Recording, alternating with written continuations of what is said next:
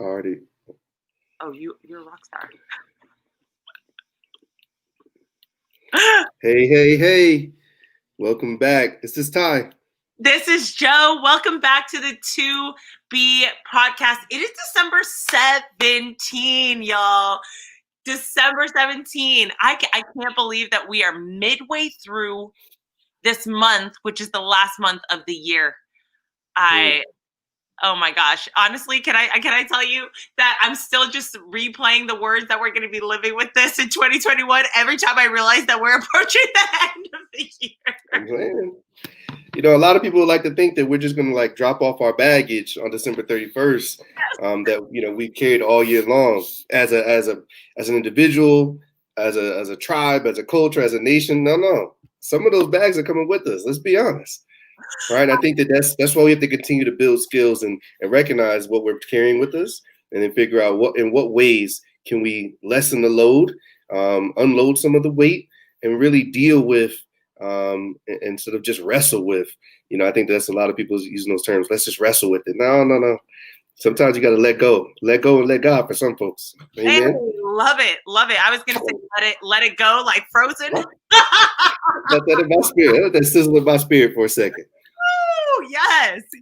I love it. So if you didn't know, we are two Black educators in Boston, and we are just looking to highlight Black excellence at every turn. And today we are going to be highlighting Black excellence in the form of tradition.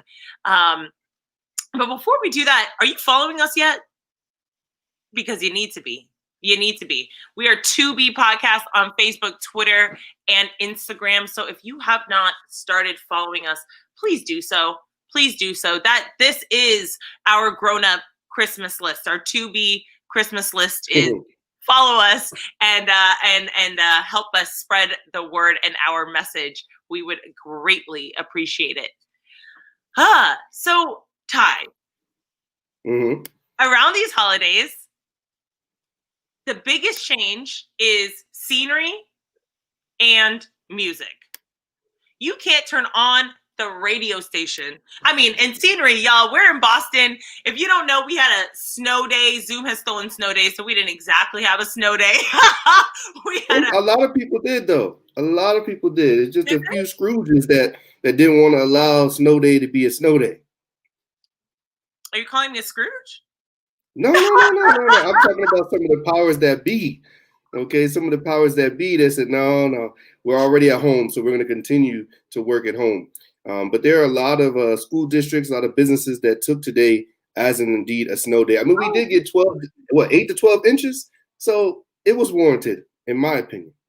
I agree completely. I took the day mostly to just play games with some of the students. I was like, no, we're not letting Zoom steal the snow day. So if you want to leave. If you want to be here, maybe we can play a game. And that's what I did in most of the classes, because we can't let Zoom steal traditions. That's one of the few good things about being in a place where it snows. In Cali, I didn't have snow days, so I want to enjoy them while I get them. So I think it was totally warranted. So I wanted to ask you, Ty, what is your favorite holiday jingle?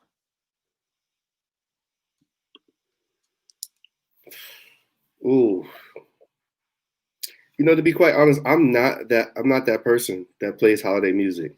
My wife does, but I'm really not that into it. It doesn't really move my spirit. But if I had to choose one song, I would say Chris Brown's "This Christmas." That's generally the one that moves me, that works for me. I knew you were gonna say that. Like, in my brain, I was betting that. I was like, this is gonna be it. It's just so soulful, and you tend to like that soulful. Like, he crushes that song every time. Ooh, yes, good choice. I'm also not a music Christmas holiday music, but the day after Thanksgiving, or the day of thanks, as I like to say, my mom plays the Mariah Carey Christmas album on classic. repeat. So I guess through her, my favorite my favorite Christmas jingle is "All I Want for Christmas." Mm. That's And like the ultimate mall/elevator song. You can't go into a store around this time and not hear that. exactly. And having just come back from being with them for about a month, it's still on my mind and my spirit. It makes me bop and feel like I'm still with them, and that's kind of nice. Dope. It's a nice transition into the holidays. It like suddenly appears and then suddenly disappears as if Christmas never came. Oh my goodness. But you know what? We're not actually talking about Christmas this episode. No, not at all. We really are going to talk about what some seem to think is a new tradition, but it's been around for a little bit of time, and that is Kwanzaa. And I think in the same vein as the reimagining, the rethinking, the reigniting, right? The everything as we look to shift our perspective, pivot our perspective, as some might say. We're really deciding to dive back into what Kwanzaa is, what it means to us as a culture, and why we should really celebrate it. And so that's what we're going to come and talk about today, especially thinking about the fact that Kwanzaa is something that's for us, by us. And we've talked about, on so many episodes, how we need to support the things that our people do more than the other communities that we know, if we're putting it frank, they don't always have our best interests at heart. So we've got to support what our people do. I love that. You introduced that perfectly. And the person that is going to be here to help us talk about Kwanzaa is actually a good friend of mine. Her name is Paige. Paige is an early childhood educator and photographer born and raised here in the Black neighborhood of Roxbury, Mass. She's been teaching since she was a teenager and is committed to instilling self-determination, creativity, and academically rigorous curriculum in inner city environments. She is amazing, and she believes the body is beautiful, and she utilizes her photography to capture and practice and allow that to enhance the freedoms in people, and so they can see them themselves. Please welcome Paige. Hey, y'all. Paige. Thank you for having me on the show. How are you guys doing this evening? So good. Thank you for being here. Thank you so much. And Paige, I know I've known you going on a year and a half now. I know something like that between us. But that introduction, I read that and I was like, wow, that is your spirit. Thank you for all that you do for our inner city Black students. And reminding them of their worthiness. Thank you so much. Thank you. How are you all enjoying this snow day? I've enjoyed it. I always love the snow. I don't know. Joe doesn't look too excited. Plus, this was the light and fluffy snow. So, even though I had to go out and shovel the car out a little bit, it didn't take long. This is the type of snow that, you dream of. Okay, this is not hard to move. It feels good if you just fall down in it. You can make a little snowball or two. That's one thing that I missed is now that I'm an adult, I don't have kids of age to go out and play in the snow yet, that I didn't get a chance to have a snowball fight. I'm mad about that. It wasn't really perfect for a snowball fight because the snow is too airy. I can't pack it in. See, I know how to. I don't want to tell all my secrets. We had a lot of time on our hands as kids, so we figured out how to really manipulate the snow to make it what it needed to be. Tell me after the show. Right, we'll talk about that off air. There's some broken windows. There's some broken windows people are still probably looking to charge me for. So, And no, you read my face perfectly. I get back on Tuesday. We have a snowstorm Wednesday. I said, what is this? Yeah, it's a little early, but it was beautiful. Oh man, I did get great pictures. I'm really fortunate to work overlooking a window, and so I watched the snowfall and how it accumulated, and that was really nice. But what about you? What'd you do this snow day? I spent most of it inside, and I spent a little bit of time outside just shoveling out cars. I went to a friend's house and shoveled out their car because they weren't feeling well. So I did my kind act of service, giving back to the community. That's love. That's love. I love it. I love it. Before we move forward, Paige, will you tell us a little bit more about yourself? Y'all, I'm telling you, her spirit. She's helping people shovel out their cars. Like her spirit. It's beautiful. Yes, please tell us about yourself. So I'm Paige. Thank you for that wonderful introduction. Joe covered a lot of it already, but I was born and raised in Roxbury. My parents founded a school with some other members of the community called Page Academy. It's a nursery and elementary schools. It serves children from infant to sixth grade. And I went to the school, and now I teach at the school. Well, I've taught at the school, and I currently am working as an administrator at the school. So education is something that's very near and dear to my heart. And I'm moving into some other creative passions of mine, including photography. So now I'm taking photographs. Currently, I'm doing boudoir photography, which is taking photographs of women in lingerie to really empower us women, to make us feel sexy, to make us feel bold and courageous, and let us know or reinforce the idea and the concept that we're beautiful in all body types and we should feel confident in our bodies. Yes. Yes, we should. Mm-hmm. Thank you. Because I know that that is something that, you know, we as women in our various bodies are learning to love ourselves. Thank you, Paige, for that. And thank you for your work. It's fair. I didn't realize that you went to the school that you now teach at. Circle of Education, maybe? Could we call it that? Yeah. Circle of life, circle of education. That's the ultimate blessing, right? When you think about going from student to teacher. I did the same. The first school that I taught at was my middle school. Even though it had changed names and been reformatted, it was literally the same hallways and the same classrooms. And so I felt a special connection to that place. I know what that feeling is like. Definitely. That's amazing. That is amazing. So Paige, will you tell us about how you first started celebrating Kwanzaa and like what Kwanzaa means to you? So I was lucky in the sense that my parents really valued Kwanzaa. And Kwanzaa was a big part of the value system and the principles that they used as a foundation of building the school, Page Academy. And so that was just a part of my community, and it was a part of my family. So we celebrated Kwanzaa yearly within our family, kind of in an informal way, like at the dinner table. We would have the Kanara, which was the candle holder. And so Kwanzaa starts the day after Christmas. So we would just start right on December 26th, and we would go along and light each candle for each principal, just like at the dinner table. And as a family, we would kind of reflect on each principal and kind of talk about what each principal meant to us and the significance of each principal within our lives. And then in the greater sense of the community, which is Roxbury, there's always an annual community event. So we would usually go and participate in some of those events. And in the school itself, we would have some type of annual Kwanzaa celebration. So I just kind of grew up in a household that really valued Kwanzaa and just was about it every year. That's awesome.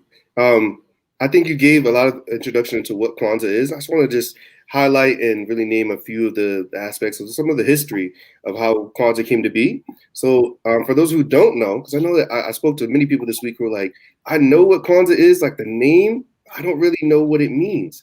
And so like Kwanzaa is indeed like a week-long celebration that's held in the United States. And it really is there to honor African heritage in African-American people and African-American culture. And Kwanzaa is observed, as you mentioned, from December 26th to January 1st, so literally right on the heels of Christmas. And then it ultimately like culminates in a big feast and gift giving. And I think that, you know, the thing about Kwanzaa that a lot of folks don't know is that it is relatively new because it was created by Dr. Mulana Karinga, hopefully I said his name correctly, who was an Africana Studies teacher at California State University in 1966. What'd you say? Yeah, he taught at CSU Long Beach. It's a Cali university. So I was like, you know, just repping a little. I hear you. I hear you. And one of the things I think is really interesting about Kwanzaa and why it's representative of African culture in general, especially as someone who is half Nigerian, is that like he combined a few different cultures or tribes to the traditions of a few different tribes to make Kwanzaa. So like the name itself, Kwanzaa, I know is Swahili for first fruits. And so I just think that it's really dope that he tried to bring us together, because we know that one thing we know is the fact that there were enslaved people that came from Africa to America. We were stripped of our histories, we were stripped of our legacies, our traditions, our tongues, and many of us still to this day have no connection back to Africa because we simply don't know. And we've talked about, Joe and I, before, that no history, no self, or know your history, and you know yourself. So this goes along those very same lines. Definitely. So I heard that, and at no part did I hear religious. And when I think of the holidays right now, I think that religion is the underground. But you're telling me it's actually our African principles. And if I'm correct, it's called Nguzo Samba. And I just wanted to ask, there's 7 of them, one for each day. What are these principles? What are these, Paige? So yeah, I think Ty definitely hit the nail on the head with that introduction and the history of Kwanzaa and why it's important for really all people to celebrate, but specifically for African American people to celebrate. And Kwanzaa came out of a need for African American people to reconnect to their heritage, to reconnect to their culture, to reconnect to their ancestry, in order to find a sense of empowerment and in order for us to know ourselves. And I would even say not just African American people, but all people of the African diaspora who are disconnected from the continent of Africa. And the Nguzo Saba are the 7 principles of Kwanzaa. And those are really like the essential guidelines or the values that lead the holiday. And so they're usually spoken in Swahili. So I will say the Swahili version, and then I will also say the English version. And actually, just because of my connection to Page Academy, what we usually do every day at the beginning of the school day with the students at Page Academy is we have a morning ritual where we say the principles with the students. So if you guys are open to it, we can do that right now. So you can repeat after me. Oh, I'm ready. Yes, teacher. All right. So I'll start and then you can repeat after me. And also that kind of goes into a lot of African heritage and a lot of African culture, which is call and response. So usually a leader will say something and the community will respond, because it's all about community involvement and being active and not being passive, but everyone kind of being a part of the ritual. So let's begin. We are here. We are here. We are here to live. To open ourselves. To open ourselves. To open ourselves.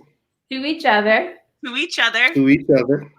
And to the universe. And to the and universe. To the universe. By these 7 principles. By these 7 principles. Umoja. Umoja. Unity. Unity. Kujichagulia. Kujichagulia. Self-determination. Self-determination. Ujima. Collective work and responsibility. Collective work and responsibility. Ujamaa. Cooperative economics. Cooperative economics. Nia. Purpose. Kaumba. Creativity. And Imani. Faith. So those are the principles. I've never said them before. That felt like no. No. Have you celebrated Kwanzaa before, Joe, at I've all? never celebrated Kwanzaa. I'm one of those people who knows the word and honestly very little else. And actually, this year, I really wanted to learn more about Kwanzaa and bring my family for a week to celebrate Kwanzaa. Obviously, COVID stole that. So this is really special because I feel like I'm still continuing to learn about Kwanzaa, which is something that I really wanted to do this year because I want to learn more. I want to know myself through knowing my history. And I feel like there's so much preparation from the ancestral values that can be learned through Kwanzaa. So saying that for the first time, Paige, thank you so much. My chest warmed and I could feel like that smile, like smiling from my heart. So thank you for leading us through that. You're welcome. Oh my goodness. And tell us, Paige, sorry. No, I was just gonna say the principles, they really resonate with me. Like each one.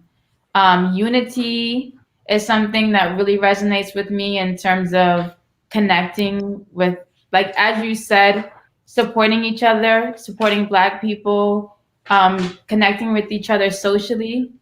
Cooperative economics is a huge one that resonates with me in terms of supporting each other's businesses. Self-determination is really like a big one. And I think it's one of the pivotal ones that really was the spark that began the creation of Kwanzaa, and Kwanzaa as a celebration in order to help African American and people of the diaspora become self-determined and to be able to advocate for themselves and to know themselves and to be strong within themselves. Creativity, my favorite. I mean, the principles are so great, like even outside of the holiday.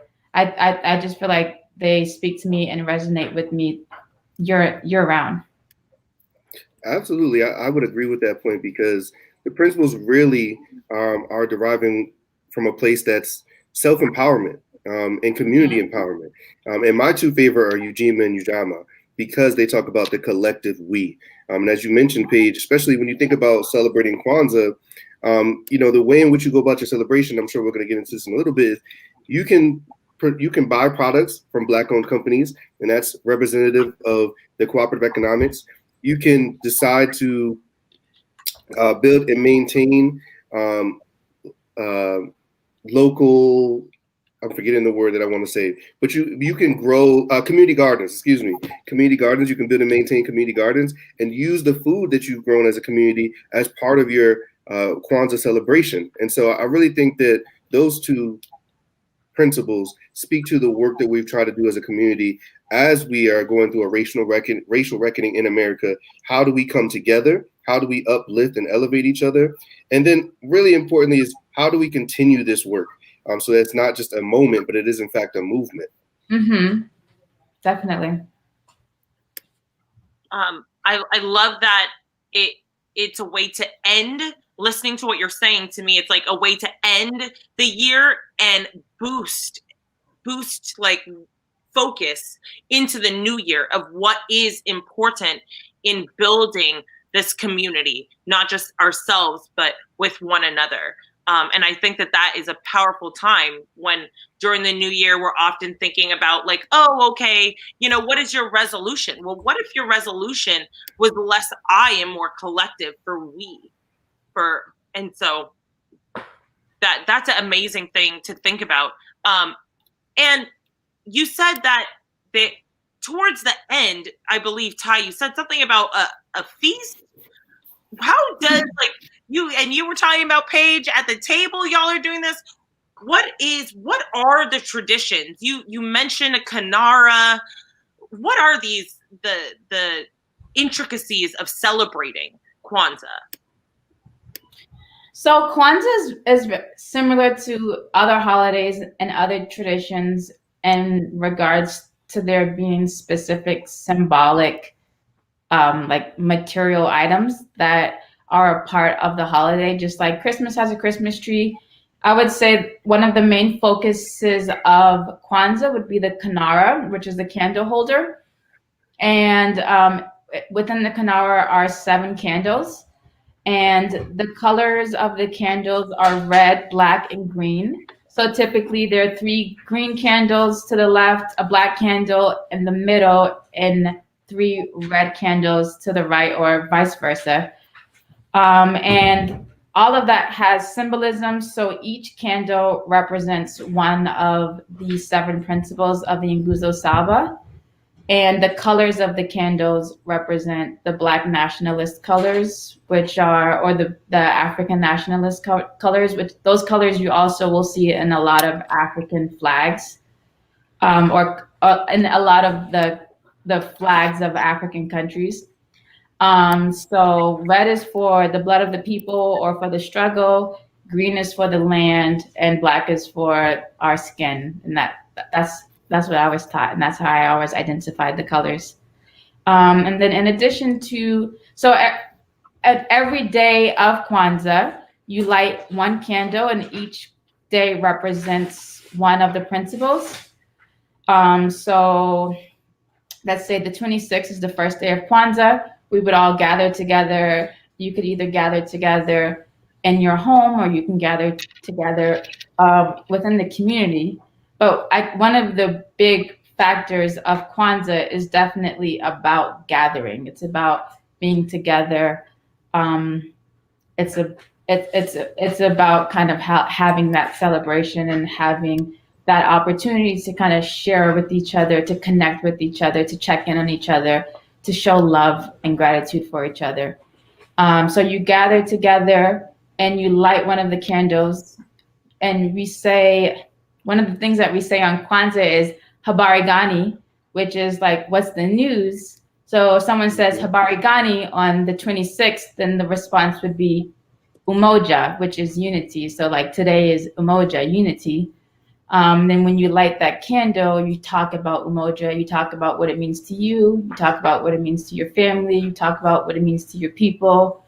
You talk about what you hope it's going to mean, or what you hope it's going to manifest in the future. And you can kind of do some reflection on what it has meant to you in the past.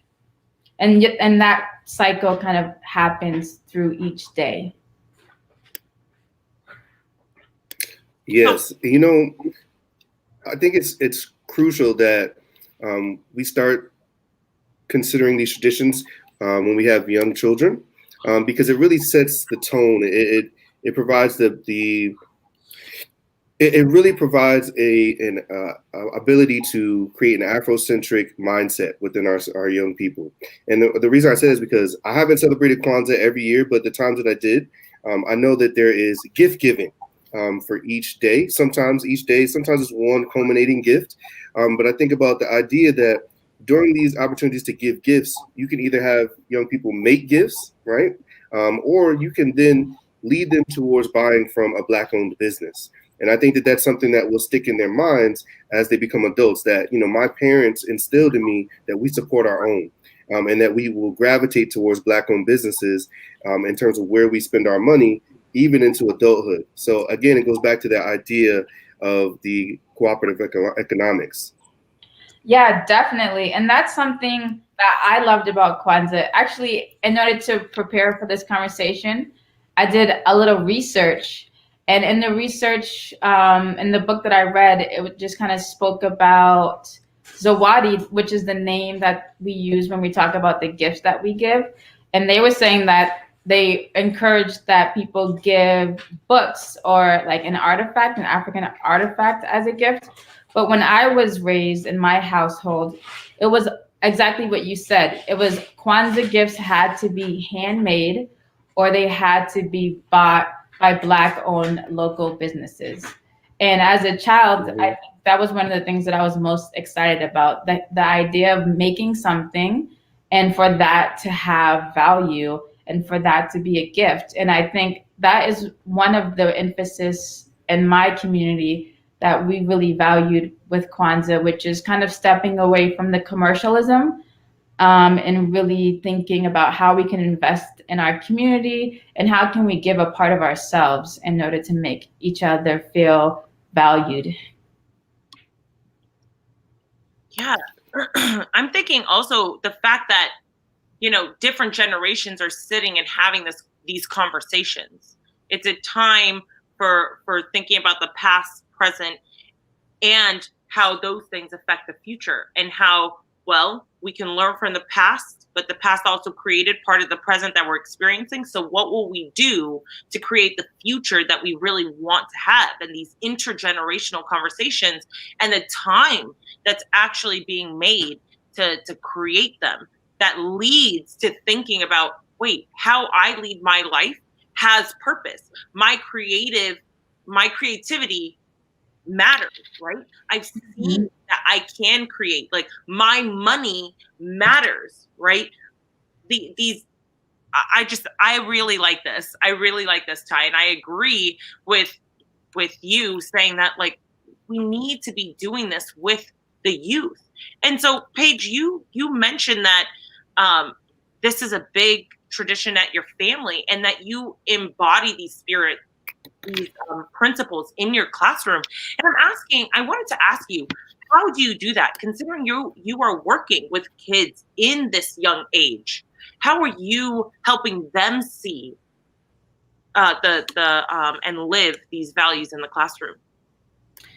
Well, one of the ways that we do that is through the ritual, and just making children aware of the principles, discussing them, talking about them in circle, reflecting on how we can apply them to our lives, kind of pointing out different circumstances of when we see them being acted out, kind of using the language and using the examples of when we notice them, or encouraging them to come out in different areas.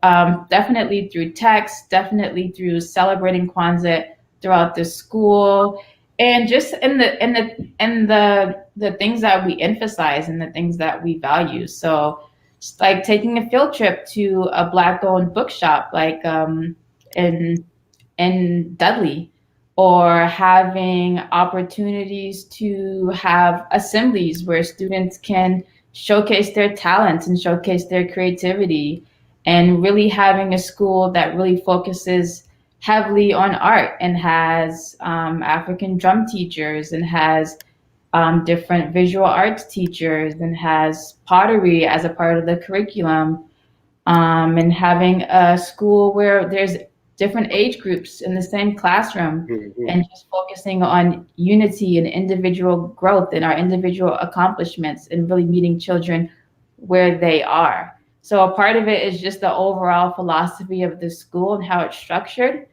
And the other part is just how we engage with students, the kind of conversations with them, and how we emphasize the principles on a day-to-day basis. And it's what I heard is, it's not just this time of year. It's how we embody them on a day-to-day basis. And I really appreciate that, because modeling behaviors for children to see, it's not just one and done. No, this is something that we need to bring about. And when we're not doing it, we need to talk about it. So I want to say exactly what Sean D said, and thank you for passing this tradition on through your students. Incredible. Oh, thanks, Sean D.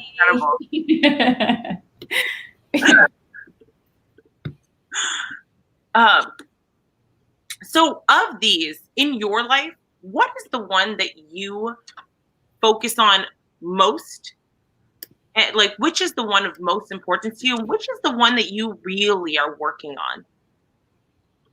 Wow.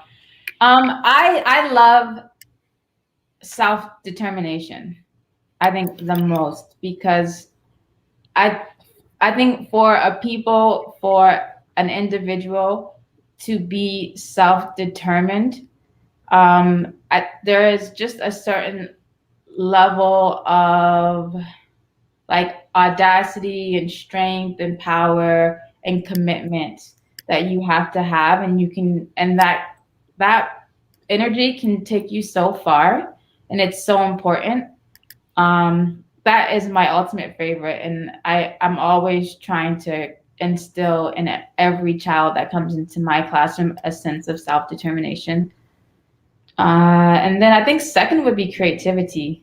I think creativity is the one that I struggle with the most because it's the one that personally gives me the like a sense of life. It's like my life force is to be creative. It's when I feel happiest. It's when I feel the most energized. But sometimes I kind of have a hard time of like like directing that energy and trying to figure out how to really extract the most from it.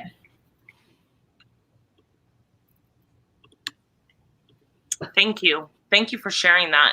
Like, because there's 7 principles, all of them are not going to come and even easily. And even the one that gives you so much life, there's a need for balance as well. There are days where it'll come easily, and other days you're like, oh my gosh, I know that this is helpful, but I cannot do that. So thank you for sharing that vulnerability with us. That is so, so important. Yeah. And vulnerability is such a good word for it because it's scary to be creative, and it's also scary to create something and to kind of share it with people.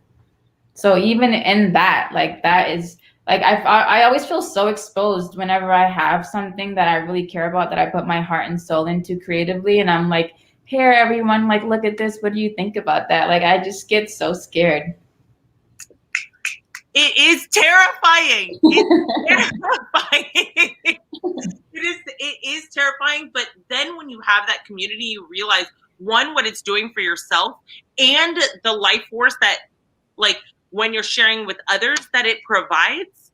You know, we stop letting the shackles of fear hold us down. We stop letting it prevent us from tapping into that creativity or hoarding that creativity for ourselves. You know, so you doing your boudoir photography, amazing. You are sharing with that gift of you of love and beauty of the body with other women, and as a result, they are able to see their beauty. You are sharing that with others, and it's like we now, as Black women, as women generally, get to become better because you chose to share your gifts with us. So thank you. I hope so. That's my goal. So I want to ask, if there is a Black family here listening to us or a member of a Black family, why would you tell them they should celebrate it? And is it too late to gather all the things? Oh, I don't have a Kinara, like everything's delayed because of COVID. Is it too late to get going? Why would you tell them that it's worth the hassle? Well, I would definitely say, I mean, so Kwanzaa was started in the 60s, and some people argue, and it is important to recognize that we have come a long way since then as African American people in the context of our position in society in the United States. But really, the focus of Kwanzaa is to reconnect to our African heritage and to our African roots.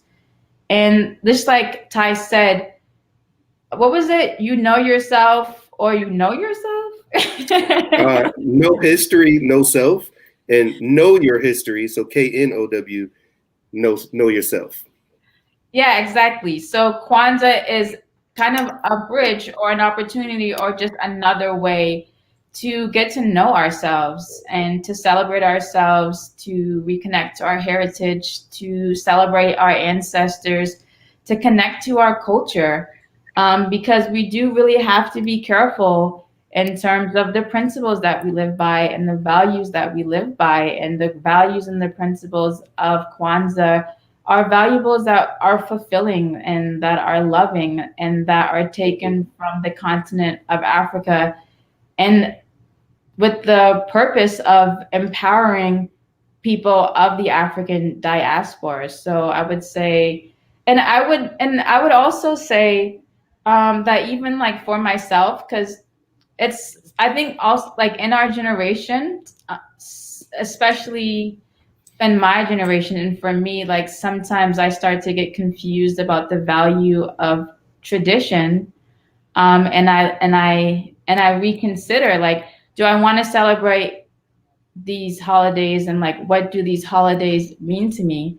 And at this point in my life, when I'm really trying to engage in some personal healing and like really get to know myself and really connect with my family, and learn more about my ancestry and my culture, I start to really evaluate the importance of ritual and reevaluate the importance of tradition. And I think, and I kind of look back and think, wow, Kwanzaa really does have all of those principles that I'm looking for in terms of reflection, in terms of setting intentions, in terms of connecting to my ancestry, in terms of having these powerful values, in terms of having beautiful relationships and being accountable to my community. Like, it's all built in. So for that reason, I would say that it's important to practice now. And if you haven't done it before and this is your first time considering to do it, I would maybe again, like, reach out to people in your community who maybe have done it. Maybe they can invite you. I know right now is a difficult time because of COVID-19 and people are trying to have a physical distance, but typically there's always a Kwanzaa celebration happening in the community. Every single day of Kwanzaa, you can find a Kwanzaa, a public communal Kwanzaa celebration happening within Roxbury or Dorchester or Boston, in the greater Boston area. So I think right now it's all remote, but I would say start by attending some of those events and connecting with some of those people, or maybe connect with someone who's doing it in a smaller scale in their home. Absolutely. And to that point, Paige, one of the things that Joe and I have talked about is not just speaking about it, but being about it. So we plan to celebrate through our social media each principle and each day of Kwanzaa. So you can follow along with us at 2B Podcast to gain some more information and just maybe dip your toe into the celebration. And I think you also brought up something that I think is really important to note, that Kwanzaa, the celebration of Kwanzaa, the tradition, it really does embody so many guiding principles for life. And, in my research for this podcast, I came across so much criticism for Kwanzaa and from some of the people in our own community. And I was shocked and appalled. And that's one of the things that I saw that really caught my eye was people were saying Kwanzaa is a fake holiday. And I said, isn't Christmas the way in which we celebrate it fake too? Wasn't that made up? Because I don't recall Santa in the Jesus story. I don't recall that. I don't recall reindeer. None of those things. Easter, Valentine's Day, we can go on and on about these colonial pagan holidays that have been created. And somehow some people would like to label Kwanzaa as being fake or made up, when in fact those holidays were the same. They were made up by someone just a little bit earlier in time. So I think it's important to note that it's not about the celebration as much as the principles that it really embodies. And I think that Dr. Karinga, he had a quote that I pasted here that I want to just show. And he said, he created Kwanzaa to give Blacks an alternative to the existing holiday and an opportunity to celebrate themselves and their history, rather than simply imitate the practice of the dominant society.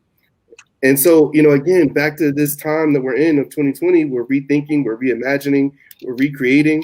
I think anytime that there's opposition to something that's created by somebody in the Black diaspora, that should be a radar, an alarm bell that goes off to us that we should really lean into it. Because why is it receiving so much flack? Why are people saying, no, let's not do that, that's not real? Oftentimes it's because it's something that the outside, the dominant forces, the white supremacy forces know will empower us if we believe in it. And so it's important that we hone in on those things and then decide, what, we need to be revolutionaries. And I think Kwanzaa is just one small way that you can do that. Absolutely. And we can challenge the internalized oppression that makes us think that if it's not the dominant culture led, if it's Black led, then it must be fake. Because what makes us say that? Mm-hmm. This man got 2 doctorate degrees. You tell me it's fake. Ty, thank you so much for that. Thank you so much for talking. I just want to really give a shout out to Dr. Karinga, because this man is still alive. He is one of our elders, not our ancestors. So shout out to him. Hopefully we can reach out to him. Maybe we can get him on a little special podcast as well, because I would love to hear his voice on this topic. That would be amazing. Oh, can we just, I just want to shout this out right now. Sean D bought their Kanara right from It's a Black Thing. Yes, It's a Black Thing. You get some business. Yes, go Sean D. Go Sean. Much appreciated, brother. Much appreciated. That is amazing. Shout out their business. And just to say, before I forget, for people who are looking for opportunities to celebrate, if you go to blackinfonow.org, I think they're going to be updating that website with different Zoom links of Kwanzaa celebrations that are going to be happening between the 26th and the 1st of January throughout Boston. Absolutely. Absolutely. And I do know that my hometown of Springfield, Massachusetts, shout out to the 413, they also have yearly celebrations of Kwanzaa, and I'll be able to connect and post a few of those things on our social media as well. That is amazing. That is amazing. So, Paige, to close out, because, well, this is season 2. Season 2 is everything about perspective pivots. So, as you know, you even alluded to yourself, COVID-19 is taking some of our ability to have traditions in the traditional sense, if you will. So what is the perspective pivot that you want to bring forth regarding tradition? For me, I think I kind of touched upon it a second ago, and just mentioning that, like, because a lot of the traditions that I grew up with, like Christmas would be one, like Thanksgiving is another one, Columbus Day. like there's a few of them that don't really resonate with me. And like, I think sometimes when you start to really like re-educate yourself and really start to learn that you've been celebrating and holding up these beacons of society that have actually that are steeped in white supremacy and that have actually been built to keep us down, you kind of start to lose faith in the entire system. And for me, I just kind of went to this point where I started questioning holidays and kind of started questioning traditions, and wasn't really sure how they were going to fit in my life and my future.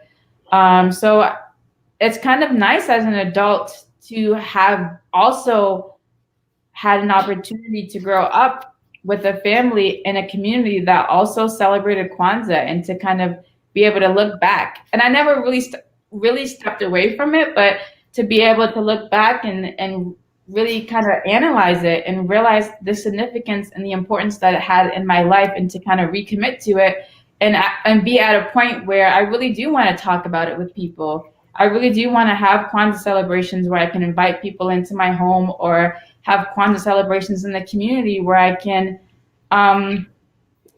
expose people and kind of promote the values and the concept, because I think it's important. Definitely. Thank you. Thank you so much for that. Now is the time to educate one another.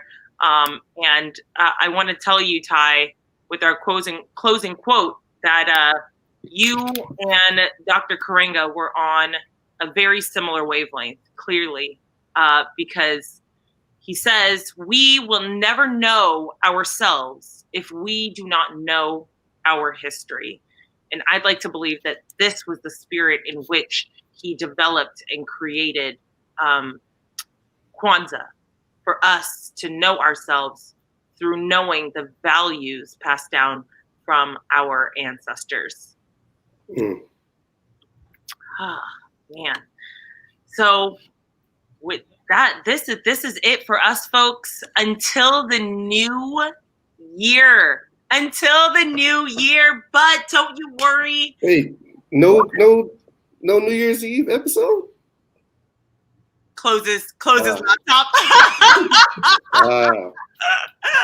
The perspective pivot with no perspective to end the year. Oh man. Give the people what they want. Well, okay. You know, Ty and I will be in talks about a New Year's Eve episode, and you'll know he convinced me if it happens. You got to educate the people before we turn up, okay? Oh my goodness. But if you have not done so yet, please make sure that you are following us on Facebook, Twitter, and Instagram, wherever at 2B Podcast. And this podcast can be found wherever podcasts are found. So please spread the news, spread the cheer. You know, what is the principle of Black enterprise? Cooperative economics. Yes. What is it in Ujamaa. Yes, Ujamaa. Okay? Embody some Ujamaa and support our business. And as we try and grow, we need you to do that to help us. So please, Paige, once again, we are just so thankful that you're here. This is an amazing way to be to be changing and pivoting our perspective as we go in to the holiday season. And I want to thank you for doing that for us. You're welcome. And thank you so much for having me. I'm so glad that I had this opportunity to talk about Kwanzaa and hang out with you all tonight on this snow day. On the snow day. So until the new year, and even when we get there, remember, be good to yourself. To be true to yourself. To educate yourself. Bye, y'all. Peace, y'all.